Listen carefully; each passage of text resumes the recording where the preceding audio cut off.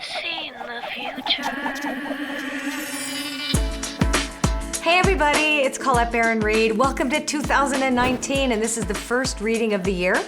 And because my beautiful Goddess Power Oracle is coming out next month, I decided to start doing readings with this Oracle to share with you something amazing for this year. So I asked this Oracle to teach us about something about 2019. Basically, my question was, what goddesses are guiding all of us throughout the year this year? So this is really a year reading, not just this week. So the first goddess that showed up is Anya, and Anya is the goddess of adaptability. She was a shapeshifter, and she was able to go back and forth from the land of fairy to the mortal world without ever having any consequences to it. She was a very important Celtic goddess. And this particular goddess tells us that we will be adaptable, and we have to remember that in 2019, this is a year that's going to require us to be adaptable, which means that circumstances change and we need to meet them and meet people where they are, meet ourselves where we are, and be willing to make those necessary changes. The second goddess is Iris, and she's the Greek goddess of communication. Now, the goddess Iris reminds us that communication is essential. How we speak to ourselves, how we speak with other people, what we communicate to the world, and how we do that is going to be really important this year. Now, we know how last year, 2018, we really saw a huge push around social media and things like fake news and stuff. So we're really looking at authentic communication this year. This is going to be that new theme. Instead of the other, we're going to look at how can we be more authentic in the way we communicate what's really true for us, what's authentic to us, and what is important to us so that we can contribute with our service to the world. So this is really beautiful, Anya and Iris together. Now, the third goddess is Mam Coocha, and she's the Inca goddess of water. Now, the essence of water is the element of water, and Mam Coocha rules emotions. So when we look at how the water's the sea, we come from the sea. Everything that we are, our bodies are water. And how water is created and creates itself in various ways is it's a liquid. It can be steamy, it can freeze into ice, it changes shape. It's the ultimate shapeshifter. So it's interesting that Mam Coocha and Anya have this in common.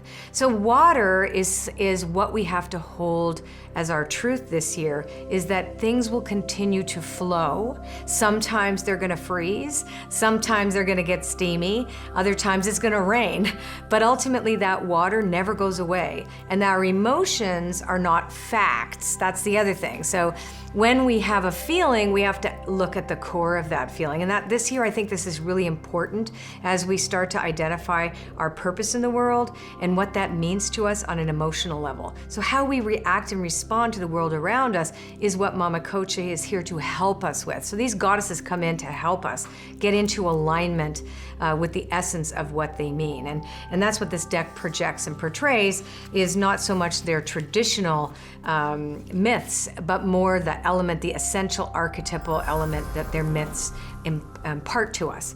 Now, last but not least is Quan Yin, and Quan Yin is all about compassion, a compassionate view of ourselves and others. So it's kind of like, when I look at this, I think, okay, so this is a year where there's going to be changes. This is a year where we have to learn to be adaptable to those changes. This is a year where we need to be really authentic in the way we communicate with others. This is a year where we have to know that things change, because like water changes and continuously flows, there's always going to be something new, and we have to go with the flow and also recognize that in that flow, there could be various versions of how water shows up for us. So we have to not identify with that as much as be the observer of that.